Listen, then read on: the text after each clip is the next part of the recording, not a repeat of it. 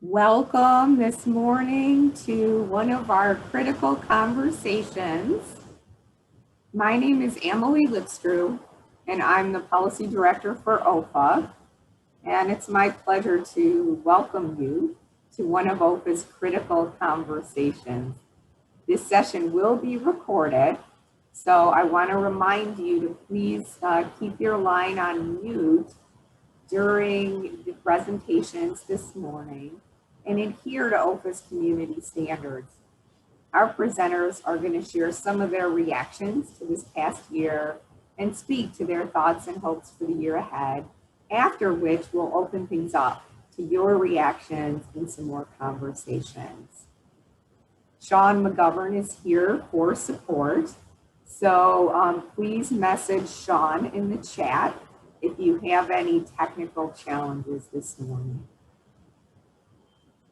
As you know, 2020 has been a tough year, from the COVID-19 pandemic and all of its impacts to the killing of George Floyd and the urgency and awareness it created around long-standing injustices. We've all faced uncertainty and we've all persevered. As with surviving challenging times, the past year brought insights and revealed new challenges and opportunities.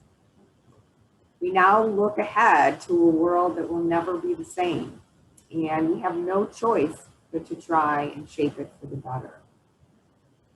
The panel conversation today features 3 people who can speak to some of the challenges of this past year, the adaptations that were required, and what that experience tells us about what we need to change to be stronger and more resilient in the years ahead. As we know, we will continue to face new challenges. So joining us this morning are 3 people: Erin Harvey, who's manager of Keller Market House and Lancaster's Farmers Market in Fairfield County, as well as a farm entrepreneur. Sophia Buggs, owner, farmer of Lady Buggs Farm in Youngstown, Ohio. And Sophia also serves as the Mahoning Food Access Coordinator. And Rose Smith, who's the Ohio-Indiana Regional Pool Manager for Organic Valley. And she lives in Logan County. So, Erin, I'm going to ask you to kick us off this morning by just, again, sharing your observations or insights gained over the past year and your thoughts for the year ahead. All right, thank you. Good morning, everybody. I'm Erin Harvey. I'm in Lancaster, Ohio. For those of you that aren't familiar, we're a kind of a medium-sized city of about 40,000, about 45 minutes southeast of Columbus. So just kind of far enough away to not be a suburb, but to be a bedroom community. I run 2 markets for a nonprofit organization. One's an indoor year-round market house focused on local foods and artisan goods. And then the other is our city's outdoor traditional seasonal farmers market. So the Keller Market House is going to turn 5 years old this spring. We're right downtown in a big old historic building. We've got more than 75 Ohio businesses represented at this point. So it's really kind of like a small grocery, but everything is local and we consider that Ohio, produced in Ohio. We have quite a few consignment vendors, and also we purchase things in wholesale as well to have a good diversity of food. And our organization was created to found the Market House. And then this will be our 4th season of managing the city's farmers market, which has been around almost as long as I've been alive, in different places and with different organization, but we took it under our umbrella. And I'd like to think we've really kind of solidified its success, like joining the 2 markets geographically, and then also there's a lot of overlap with customer base and vendors, and I think it's been a really good thing for both markets that they're now operated by our organization. And then, as Amalie mentioned, on my own, on the side, I also have a seasonal greenhouse business. I sell plant seedlings in the spring. So I guess what I have to share is kind of focused on how in 2020, I kind of found myself retooling 3 different businesses sort of simultaneously in the spring to deal with what was going on. So it was a really tough year. Like you think running a nonprofit's hard, and then this happened and it kind of put it all in perspective of like, oh, okay.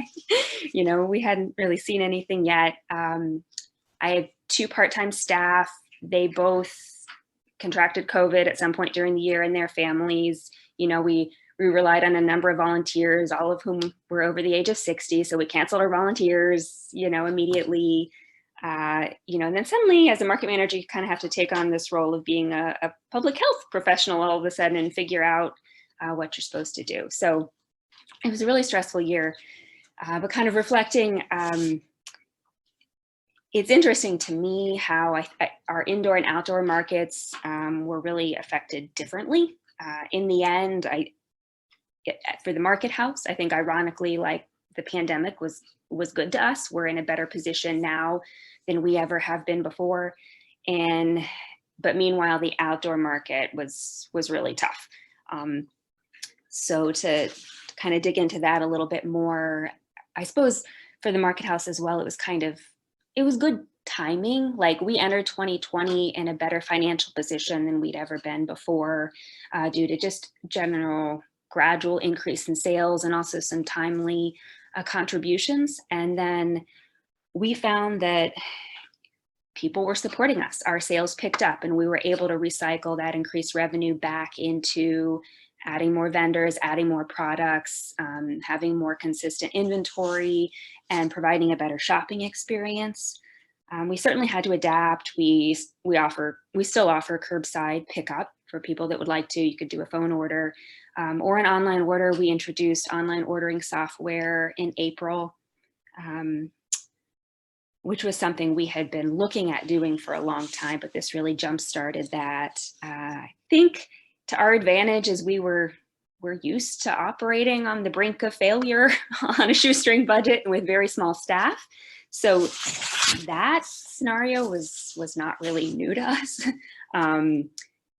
So we could just kind of keep running, with one person running the market house at a time. There weren't a lot of concerns about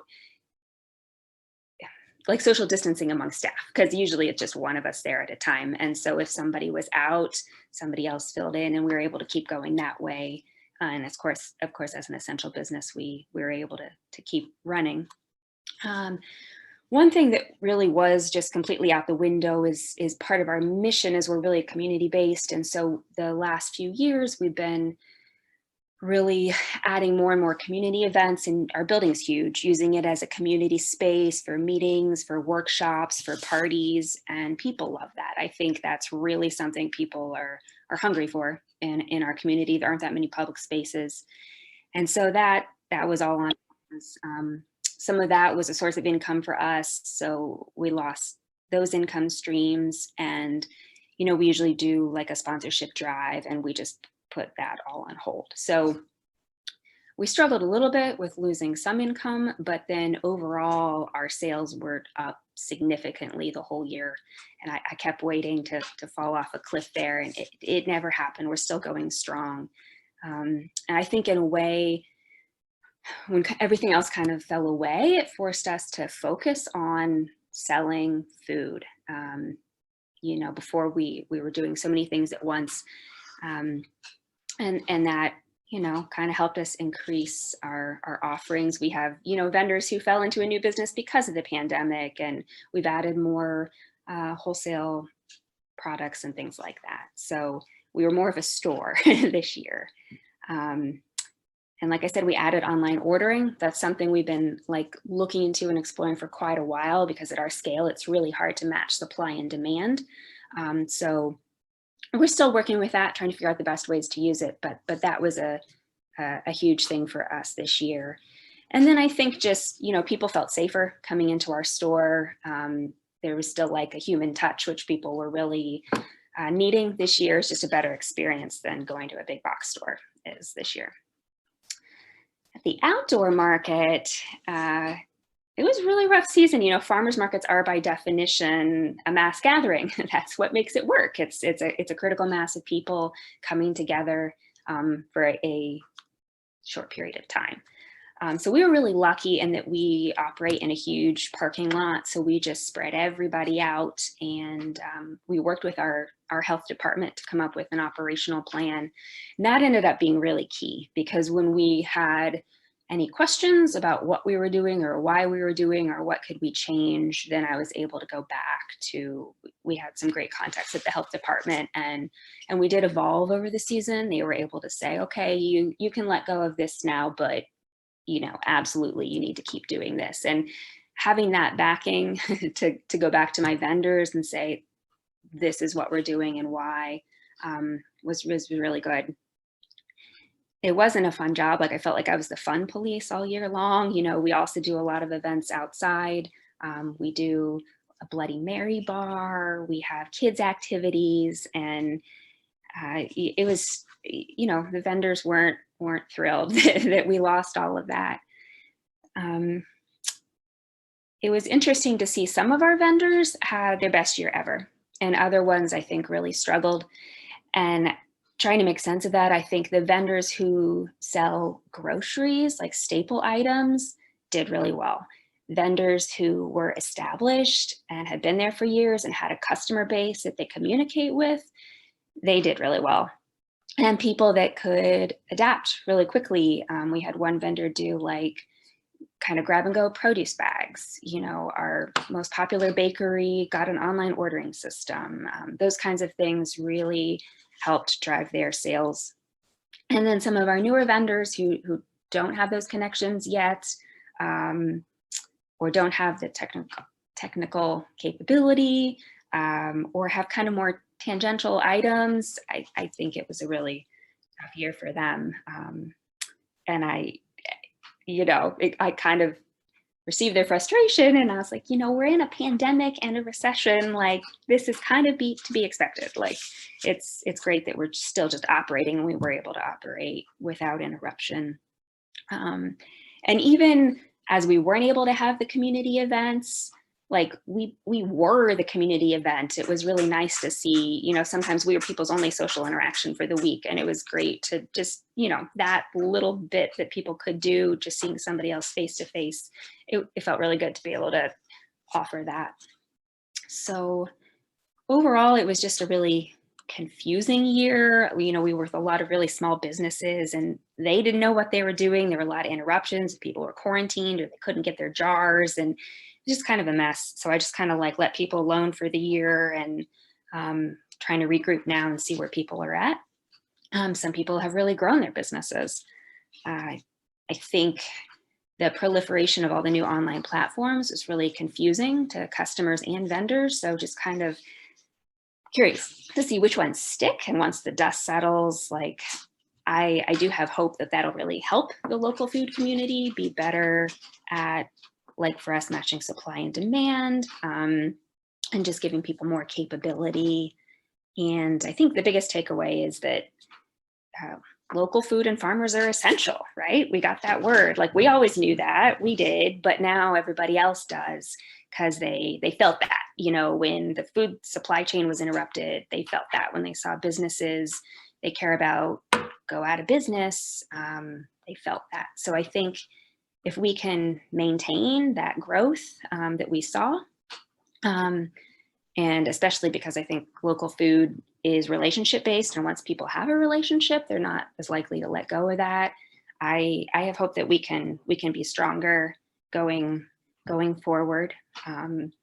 So for us, we'll continue to work on our online ordering system, and we're hoping to add staff at our outdoor farmers market and accept SNAP and do a produce perks program this year. So those are kind of things we're able to focus on now as a result of the year.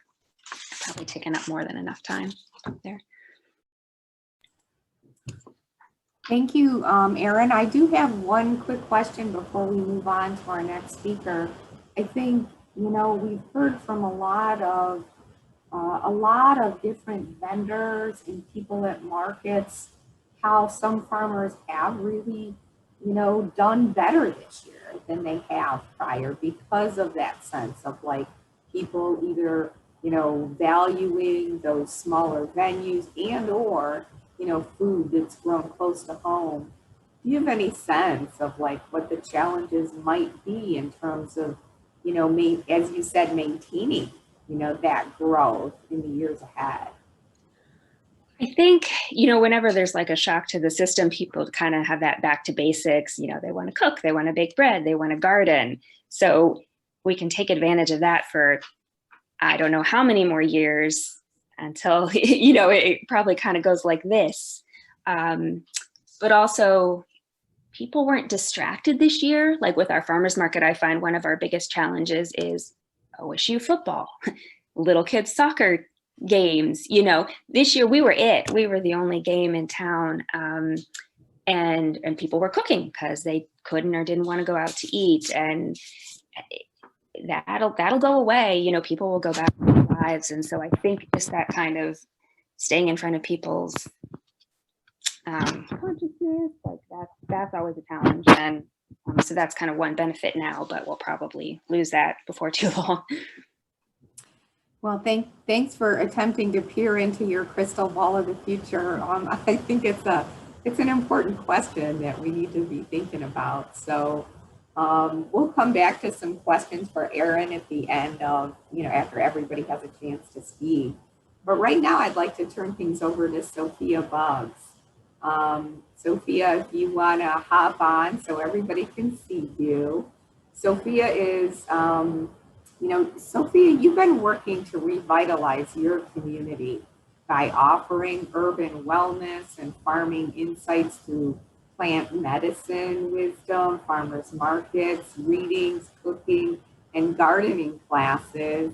I just want to turn it over to you in all of this work you do to share some of your insights.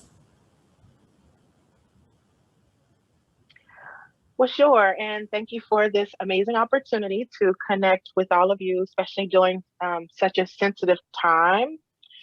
But when you all reached out to me, the only thing that I could really, not the only, because we have choices, but the thing that got to me was that I was already falling into my heart and my compassion and going within. So I went within. And I believe the reason that I went within as it related to this past year is because I'm one of the people in the neighborhoods that we have forgotten about. And so I had this opportunity. Do I thrive in my neighborhood and in the work that I'm doing? Or do I take this as an opportunity, as a blank, empty canvas, and create some art? And so the within piece was definitely from my own place and perspective, which is what I was doing, which is called the 33 Days of Radical Self-Love, because I had so many irons in the fire as a grower, farmer, led business. There are so many opportunities. However, you can get burnt out just trying to pay the bills, because all of the things that we're doing aren't necessarily enough funding to actually support a home farm business. So that meant that I needed to be somewhere else. Meanwhile, all while still managing and working with my amazing daughter, Passion, who's an early college student who's now a junior at YSU University. That's a lot that's happening in my home. And so along with the plants and along with being a community leader and being a mother, it was a lot happening. But I will say I was absolutely prepared. Farming prepared me. It's been a decade. Pandemic marked a full decade for Ladybug's Farm to be still in the making or in the running, And so the thing that saved, I want to say, my work and my business, my community, my home, and my lifestyle was the fact that I went within. I started with myself. I started to make sure that I was eating well, that I was hydrating well, kind of revamping what I was already putting in my body, because I was in a position where the world was saying, take a pause, take a break.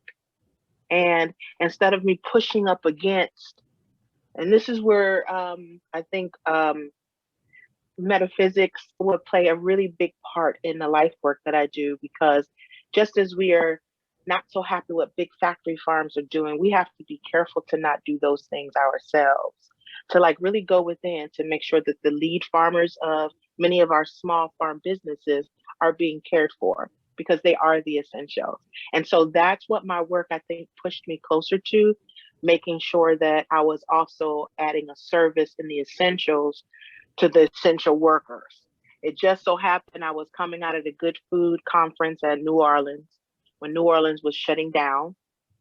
And just as we were deciding if the hotel was deciding if we could continue conference or if we needed to get on our flights to be home because there was lockdown and many of the places we're coming from, the conference allowed us to have a breakout session to talk about how we're going to manage this, because we realized when we got back home, it was showtime for all of us. The people who are the real workers in the world were at that conference.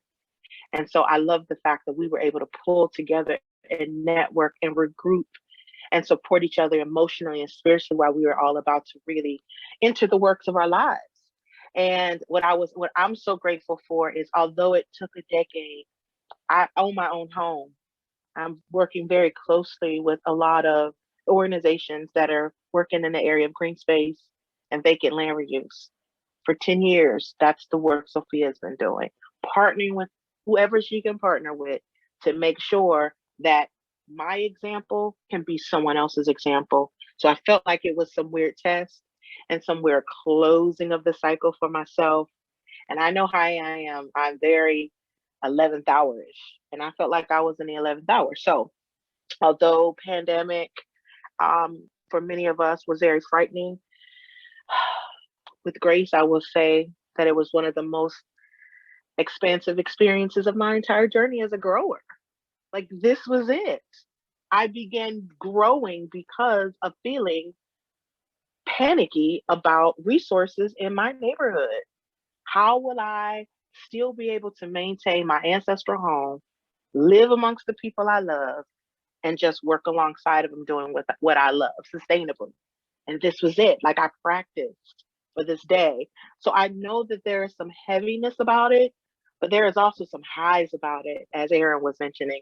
Like, either your business was going to fold or it was going to blossom. Because look at all the other ways now where people are wanting local foods. Look at how now we are really intentionally thinking who is essential and what's essential. And granted, what happened in the world around racism, we know that that has always been there. But even as Erin said, local foods and farming has always been the thing. We finally had an opportunity to bring people to our world, to know what that's like to feel scared or to be hungry or to not consider maybe someone else's struggles, to choose myself. Like, all the tools, all the workshops, all the classes that I've ever been through, all of my experiences with other people came to this moment. And I'm grateful that the partners that, when it happened, were able to still be up and running. So I also work as, besides just urban farmer at Ladybug's Farm, that umbrella does some education. It also does, I'm also food access coordinator in Mahoney County. And so I'm sitting with Healthy Community Partnership and all of its support systems as it relates to supporting small, I'm calling community stores, as opposed to corner stores. That way, the local stores owners can realize that we too appreciate them, especially now, since they're the only people bringing food to our neighborhoods. We don't have grocery stores. We have very few farmers markets. We have very few opportunities for people with all the resources in the world, all the SNAP, all the EBT, all the WIC vouchers, the senior prescription plan, all of the vouchers cannot be used up because there is no food for them to purchase, to use their tools. And so us working together to get those resources into the hands of the people who need them the most, my job comes where making sure the foods are there so they can even purchase them. So it's almost this weird backward system that we know the food system can be for many of us, a little backwards. So me being a actual person who works with local foods and working with other partners to make sure the local foods are local and that we are investing in people and not things is like one of the things that I love about working with Healthy Community Partnership, working with other organizations, not just as someone who sits in a space of food access coordinator, but I'm a farmer and I live in the same neighborhoods. And I am working to make sure that my soil and my farm is up and running and as efficient as the rest of the growers. So I'm really excited about this time, fortunately, unfortunately, because it gives us an opportunity to dig deeper, to go more within so that we can better know what it means to be essential. You know, it's my belief that race is a school. Race is a school. We're all in different schools and we all are learning from each other. And so we're in a really interesting time. So all people are essential, of course, but we have to be really concerned that this is a time where the ones who have been hurt the most and pushed back the most are really, really needing us to show up better. So I'm grateful that I'm working with partners like OFA and the OSU extension agencies and all of my other supportive, the city sector here at Youngstown, Ohio, and our land banks, because it is really a good time for us to also use these strategies to restore the land into the people's hands who can do the work. So many people want to be growers, but there are still barriers to how we're connecting them to land. So I love the fact that even OFA is always strategizing on how they can connect people with food and lands, you know, and just sitting in on little talks or reading emails. When you send those blasts to us to show us that you're still in solidarity working with small farmers, that absolutely gave us a harder push to stay in the game, to keep moving, that this is the time to not sit down and fall back. So I love the fact that OFA is an ally, and I love that it's getting bigger and expansive and more with local farms. And I'm discovering there are more farmers of color than we know. The more we work, the more we keep sharing, the more we keep, you know, networking and, you know, reaching out to each other on a personal one-on-one level, as from grower to grower, you know, food access person to another. I love that we can drop names and resources around policy, you know, around advocacy, not just how can I support your dollars in your community or how we can support your, but for it to matter across all of Ohio. So I'm really excited that we've had a chance to share that. But I do want to say, just lastly, to just wrap it up, going within is what worked for me. I would never think that we should choose a whole bunch of others over you. And this is what makes you the greatest farmer, the greatest business person, the greatest local producer, is how healthy you are. Your fruits and vegetables that you grow is only as healthy as you are. Your message is only as real and as healthy as the message that you take within yourself. And that's really what food is doing. That's what the plants are doing. That's what the land is about.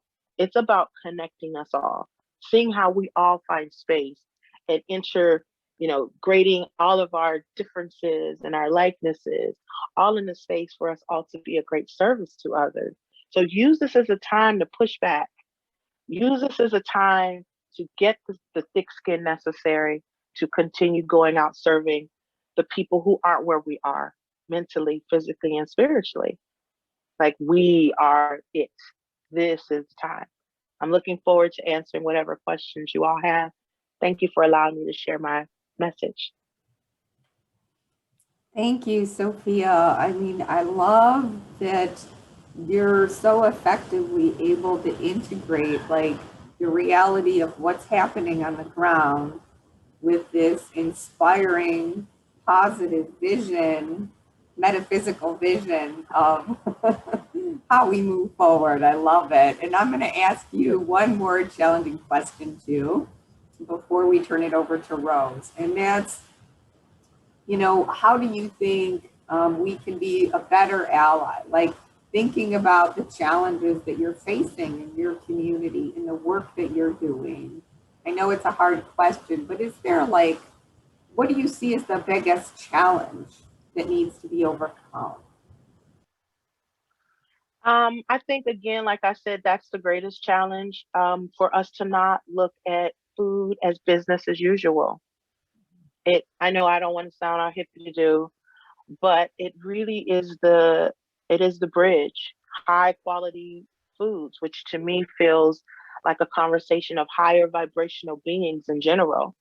So I would tell people to look within their own heart, look within their own homes, look around. Who are the people you're serving? Do you have children? Do you have grandparents? Right? And we all eat. I always share this with farmers who say to me, is it safe to sell produce in your neighborhoods? How will I relate? I love the fact that people are open to asking that, because someone has to be able to have safe space of asking those brave questions to people like me. And my response is share recipes, the same conversations you're having with your own family. Did your grandma give you a recipe? What did you like her biscuits? Did you start out growing into containers? Did you think about who's in your own camp and think about how you show up so hard to serve them?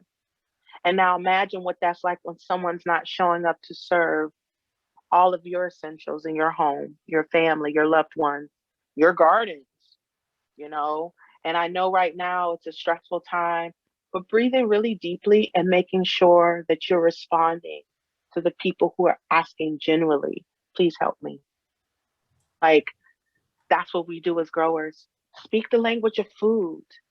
Know the healing properties of the food you're selling. And you don't have to know all of them. You can know one good thing about them and sell that message, share that message, with the other people. That's what we could do better at, being better humans to each other, better neighbors, just like the plants. Let the plants teach you we know that they're doing it. And even when we try so hard to separate the beds, you'll find a strawberry over in your peppermint patch, or you find this growing over there, because they want to come together. So I like the idea of thinking about, who's at home with you and who are you serving? Those are the same individuals that are waiting for your service outside of your bubble in your home as well.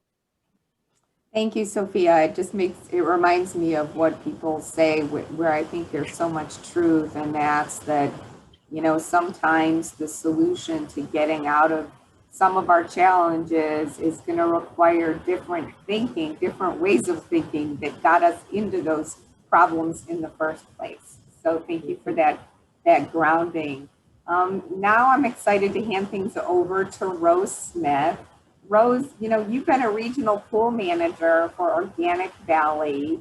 And like all of us, you saw how some dairy producers were forced to dump milk as they lost markets. And I probably really have your finger to the pulse of some of the challenges as well as some of the opportunities that farmers, and specifically affected organic farmers. So please share your thoughts with us.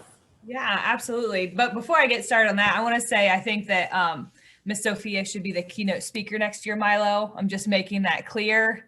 I'm voting for that. That was just really, really encouraging and really positive. And thanks to both ladies who have spoken so far. And as each of you were speaking, I was really thinking about how Organic Valley parallels in more ways than people realize. And so whenever we're talking about this local debate, not debate, but this idea of local, oftentimes, and I think I find it at the grocery store and I get so frustrated, is that because Organic Valley is a national co-op, people don't see us as local farmers. And so I love the encouragement for highlighting local farmers. And I want to do the same thing. Even in Logan County, it always amazes me. People are surprised that I have a job here, and specifically doing what I'm doing. And they think, oh, I have to travel really far. And though I do cover a really large area, the closest dairy farm to me is an Organic Valley farm to where I actually live. And the one next to it is an Organic Valley farm. And there's more organic farms in Logan County than there are conventional. And so that's always one of those things as we talk about how essential our local people are. I echo that absolutely. And sometimes I think we lose sight of who our local people are if they're not selling locally, and how that can affect things too. So when we went into this whole ordeal, Organic Valley personally was as an organization, was in this huge organizational structure, restructuring. Within the last year, our CEO had changed hands from George Seaman now to Bob Kirkhoff, and administration wise, just so many things were changing that it was one of those questions. So are we doing the right thing? We'll find out in 2020. And then COVID hit.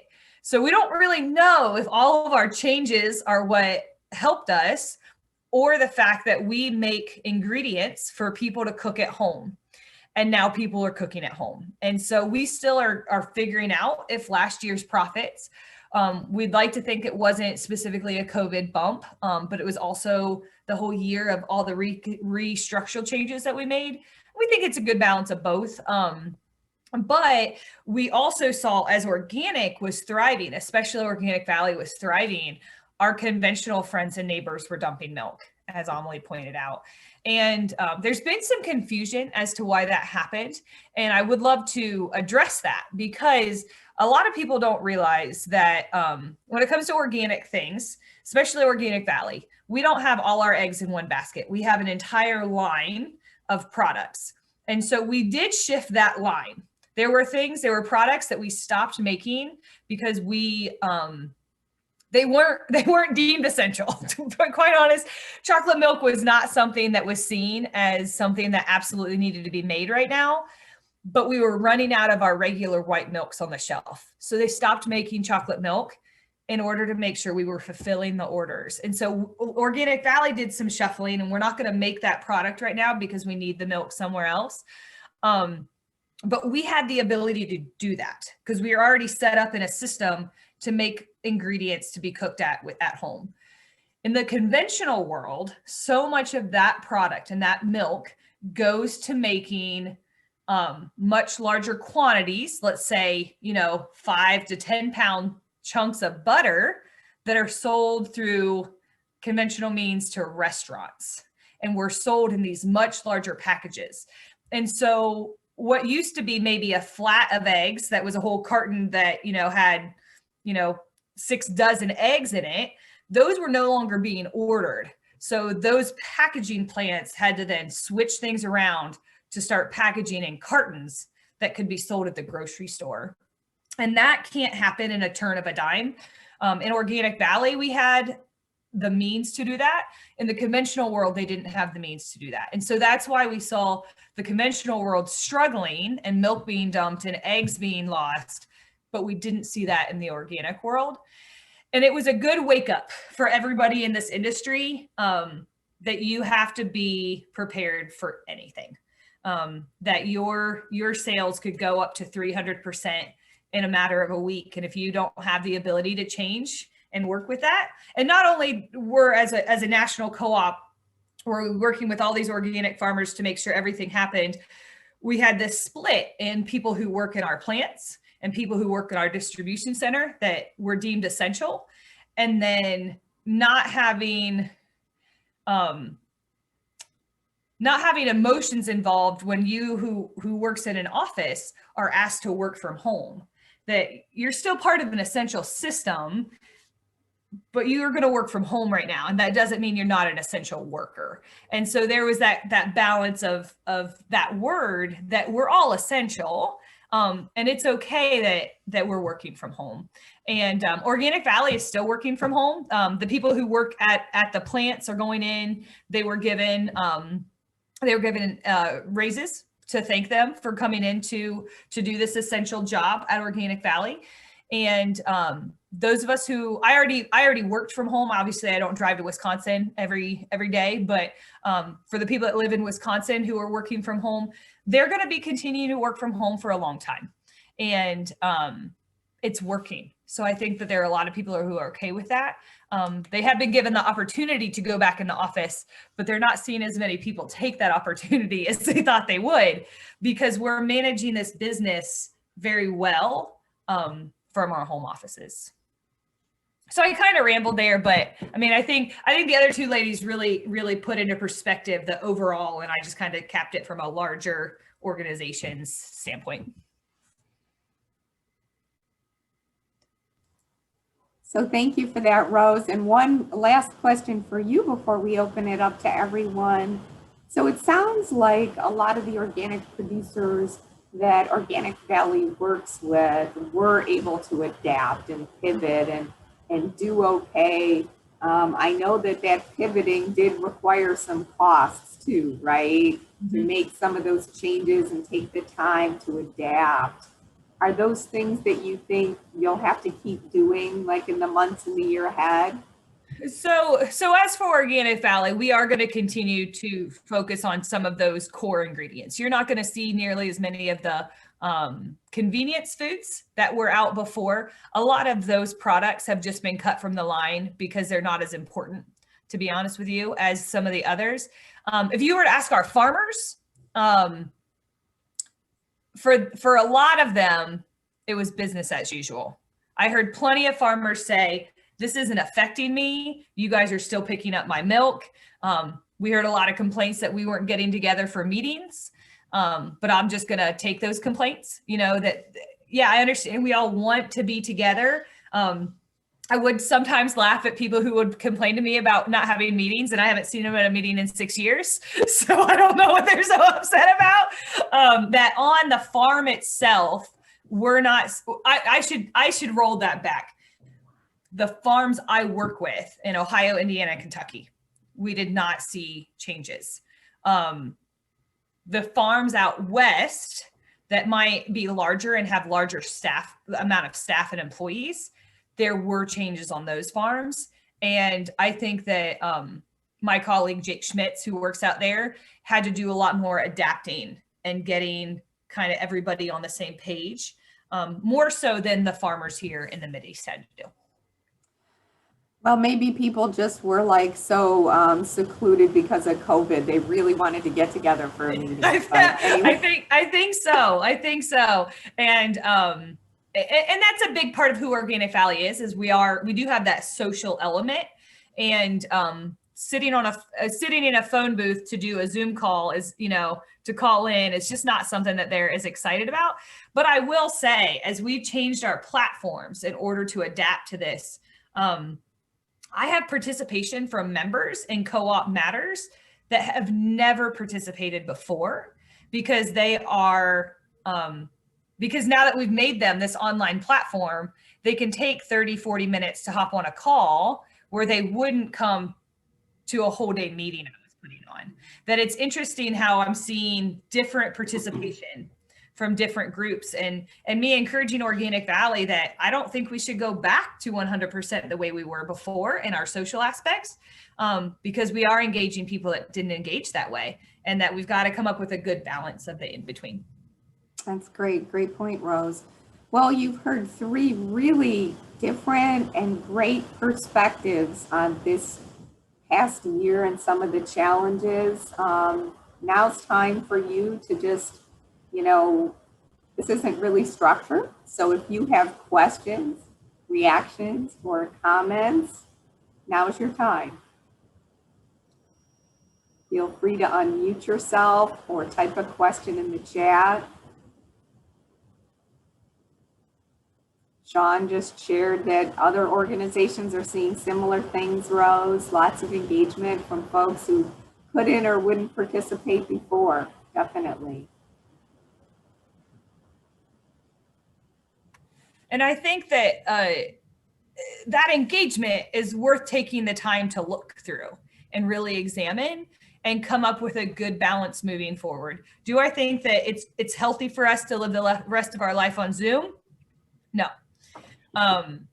But do I think that it is healthy for us to have more remote jobs become available because of these changes and how organizations work? Yes. And I share with Organic Valley that often, if an opportunity were to come up where I wasn't assigned to a specific region, but that I could do my job 100% remote from anywhere, has come up more than once way before COVID hit. I've made that really clear that eventually I want to have a job that's 100% remote and I can connect from anywhere, wherever I happen to be at the time. And pre-COVID, that was just kind of a, yeah, we'll see. But now how organizations have changed how they operate so much, it doesn't seem like such an odd request now that 3 or 4 years from now, that's what I'm doing for Organic Valley instead. I think it's open minds a lot more, that we don't need to sit at a desk 9 to 5 to be efficient. Sure. Sophia, did you have something you were going to share? Oh, I guess I'm just yesing to Rose that we have the ability of doing more than just changing the way a lot of things are done, besides just the way people eat, just like what she mentioned. Like that is, I think the reason that I've done pretty okay in pandemic is because I've always been working from home. And I have to balance at home as to how I'm to operate in the world. And a lot of people have not had those experiences before. So it can be really challenging. But I tell you what, I'm a whole better human knowing that I don't have to work harder to be everywhere and all of the places, but I can do that in the comfort of my own home. I can put more value in my home and the land that I'm working with and my neighbors because I'm home more. And I'm able to be the example where a lot of people didn't see a lot of the work that I was able to do on my land property because I was so busy. There was a time I was always outdoors, but because of trying to pay bills, but with me being able to take charge of my life and saying that this is what works better for me. My food tastes better. I am better. Like we're setting the tone for even how other people can come to agriculture because there are people who are new to it. And many of you probably have had the experiences in schools where you've got some brown children who want to have that conversation around, I don't want to farm because I remember what my ancestors were doing.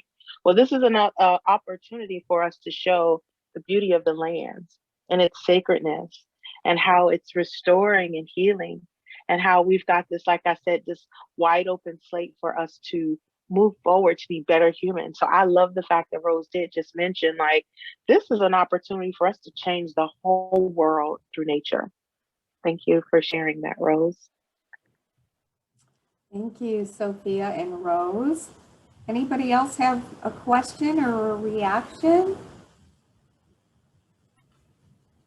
I have a question for Erin. With the farmers markets, did you see as much foot traffic as usual, or did it increase or decrease? I think it decreased, excuse me, not by a ton. Usually it starts out slow and builds, and then we see this like back to school drop off, at least in our community. And that still happened. So like a little bit less, but like I said, some people had their best years, and we're not a huge market. We've always kind of been quality over quantity is what I say. We found that the people who were coming, they were shopping. So maybe the foot traffic we left wasn't necessarily the foot traffic we needed. It's kind of like, I call like the donut crowd, they're not, maybe they come later, they're not spending so much money. And I think, we do see, it was a lesson in how much traffic we probably do pick up from our special activities, but that may not necessarily translate into that many more sales. Yeah. That's a really interesting way to look at it, that the foot traffic you lost wasn't buying that much anyway, which is something that also with Organic Valley that we can say, we don't know. We know the demographics of who has been hit hardest by this pandemic. And, I'll fight anybody on those. These are clear who's been hit hardest by this pandemic. And unfortunately, it's a hard way to put it. The people who were already buying our products are not the people who lost their jobs. These are people who, for the most part, I don't want to overgeneralize that, but the people who were already buying Organic Valley products at Whole Foods are people who got to easily transition to working from home and cooking at home and going from there. Not to say that there weren't other people who have lost their jobs that were buying organic. I'm not saying that at all, but I'm saying the majority of our sales are coming from people that weren't directly affected by this in a negative way. And so it's kind of that same idea. If they weren't buying organic before, they're not buying it now either. And we did wonder if there would be a bit of a spike with people with the understanding that some science suggests that organic food is better for you, that they kind of would lean to that way. We're not seeing enough of that foot traffic to justify that. And who's actually buying our food. I know here in the Valley, the farmers market, the reasons the farmers market started primarily was to combat food insecurity here. So I was happy to see that the bigger markets were partnering with the emergency system food vendors and churches to get, all those vouchers spent out to the people. I will say we were having the conversation about why it's important for us here in Mahoning Valley to have more farmers markets and not just one main one, because that particular farmers market kind of got clogged up with people from, boxes of food being given away, or even if they were purchasing with vouchers, purchasing tons of apples or so it looks differently. It's not people shopping with their children and little balloons and making the best of the situation. It kind of almost sometimes look like food lots. And that for many people turns off what a farmer's market is. So that's one of the reasons why I wanted to create another conversation about what corner stores were called, to call them community stores, because we're going to now have to start thinking about different ways of having these farmers markets directly in these neighborhoods where we know there is a major disadvantagement. But the thing about it is there's money there. There is money. They've got the vouchers, the double ups. And we could absolutely very easily get someone with a system that gets there, which is, again, another way of introducing what organic is and educating what conventional is. So it doesn't overwhelm. The shopper is so loyal. They're so loyal. They are. When you give them education about something good for them, they want to know. They'll keep bringing it back. But we've got to be open enough to bring our businesses into these areas, or maybe connect another person from, quote unquote, across the track to that market, because the money is there and they want organic. They want the best for their families, but many of us aren't accessible to getting it to them. How I got a lot of your milk in Snowville, it was because I knew a farmer that made trips to purchase for her small CSA. Cool. And because we were growing together, she was just like, this, boom. And I was like, oh, what's that? Oh, that's this. Oh, yeah, I want to keep getting it. Like I was buying it at a farm, not at a grocery store. When I bought your products, I wasn't buying it at a grocery, because that's how we was moving. That's how through word of mouth, through people connecting others. And then I put other people on in my area, like, oh, you got to check this out. This milk is blah, blah. And she's like, I'm going to check it out. And then passing it on. Like, that's the real sustainability in food is really investing people. The product is good. But now we need to, take the ball a little further into these communities that want to be healthier. They do. Mm-hmm. I could completely agree with you. And they want that product and we can't figure out how to get it there. And and when what's so frustrating is, in Logan County, we have, I think I have 10 farmers in Logan County that ship to Organic Valley. And I can get one Organic Valley product in Logan County. And it's cream cheese at Kroger. And it's just, it's just like, man, you guys have no idea. I mean, the sour cream, the majority of the sour cream is made just outside of Holmes County. And it's made there. It's made in Ohio. It's some of the best sour cream in the world, in my opinion.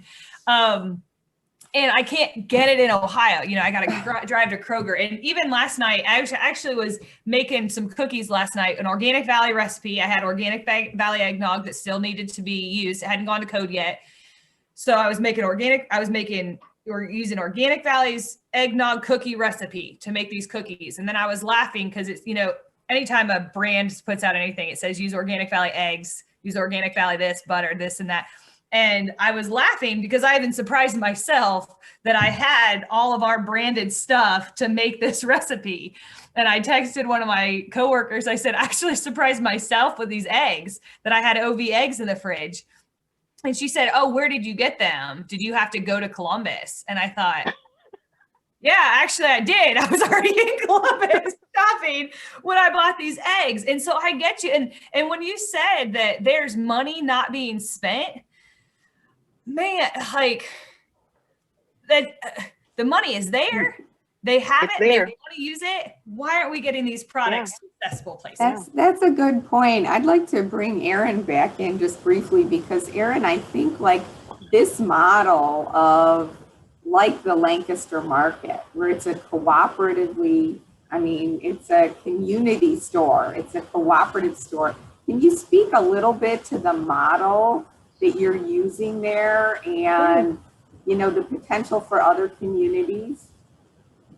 Yeah, I was going to kind of chime back in and say, Sophia brought up an excellent point that like last mile distribution is still like, that's the rub, right? And we've had so many years of improvement in the local food economy, and yet there's still such a distribution issue. Like so much of my job is like tracking down products, and it's such a frustration. And like I said, we kind of have two ways we work with vendors. We have consignment vendors who are usually like the very small businesses. They're kind of getting started, or they're just really local, and they're not interested, or they're not there yet to scale up for having like wholesale pricing and distribution, basically. And then we work with people who are there, but even them, and some of them who depended on restaurant business, and we saw them losing that this year. They still couldn't like get their product to us with consistency. And I think we've seen efforts to create distribution channels. Like we're kind of in this dead zone between Columbus and Athens. There's a ton of activity in Columbus and in Athens. And I'm like, it seems like a no-brainer that people could just stop to us, but there's like hardly anyone doing it. And I was going to ask, did anybody see any new efforts like this because of the pandemic? It seemed like they might stick because, people like we do a lot of, or not a lot, but for us, we carry Snowbill, and I get calls all the time, and people are just like delighted to find it because it's so hard to access. And we don't have a good system. I feel like I'm always kind of struggling and hitting my head against the wall, trying to get my hands on everything with consistency. So. Well, just know, Erin, that you are not alone in that. That's right. That's right. Because even for, we have 2,000 farmers in our co-op nationwide in 36 states. Wow. 2,000, and we can't buy our own products, and that's so frustrating. It's so frustrating because it's that idea of why can't they stop in Lancaster on the way between the two? And Organic Valley has tried so many different types of distribution, from our own distribution center to hiring out contract workers to this to that. And we think this is going to be the answer. And then we still don't have our products. And, it's just distribution. I think if somebody could actually figure out how they do that, evidently Amazon has figured it out. Amazon's the number one seller of our products online, is Amazon. And, so you're not alone in the frustration with distribution from the national level down to the local level. It's frustrating.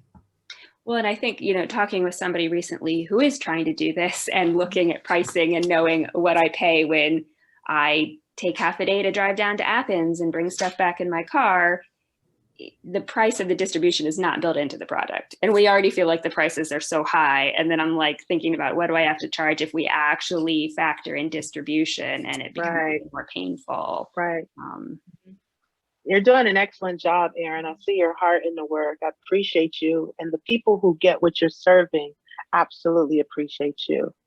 So thank you so much. Farmers markets are not easy. I remember, man. we're in the process of wanting to have another farmers market located in the heart of the south side of downtown, the south side of Youngstown.